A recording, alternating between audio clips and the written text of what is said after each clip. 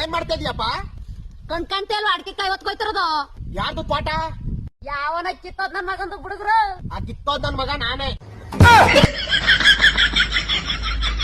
ಅಣ್ಣ ಇಂತ ಕಳ್ಳರನ್ನ ಕಂಟ್ರೋಲ್ ಮಾಡ್ಬೇಕು ಅಂದ್ರೆ ಬೇಲಿ ಹಾಕ್ಬಿಡೋಣ. ಯಾ ಬೇಲಿ ಹಾಕಿದ್ರು ಬೇಲಿ ಮುರಿಯೋ ಬೋಳಿ ಮಕ್ಳು ಜಾಸ್ತಿ ಇದಾರೆ ಬಿಡ್ಲಾ.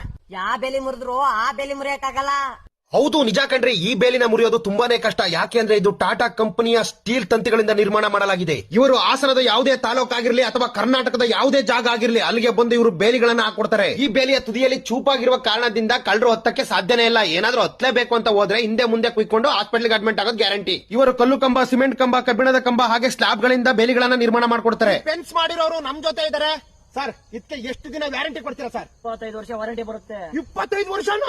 ಒಂದು ಕಂಬದ ಪೂರ್ತಿ ಕೆಲಸ ಮುಗಿಸಲು 680 ರೂಪಾಯಿಂದ 2200 ವರೆಗೂ ವಿಧವಾಗಿ ಕೆಲಸವನ್ನು ಮಾಡಿಕೊಡಲಾಗುತ್ತದೆ. ಈ ವಿಡಿಯೋನ ರೈತರಿಗೆ ಉಪಯೋಗ ಆಗ್ಲಿ ಅಂತ ಮಾಡಿದೀನಿ. ದಯವಿಟ್ಟು ಎಲ್ಲಾ ಕಡೆ ಶೇರ್ ಮಾಡಿ. ಈ ತಂತಿ ಬೇಲಿ ಬಗ್ಗೆ ಇನ್ನೂ ಹೆಚ್ಚಿನ ಮಾಹಿತಿ ಬೇಕು ಅಂದ್ರೆ ಯೂಟ್ಯೂಬ್ಗೆ ಹೋಗಿ ಟುಸ್ ಪಟಾಕಿ ಅಂತ ಸರ್ಚ್ ಮಾಡಿ, ಅಲ್ಲಿ ವಿಡಿಯೋ ಹಾಕಿದೀನಿ. ದಯವಿಟ್ಟು ನೋಡಿ. Thank you.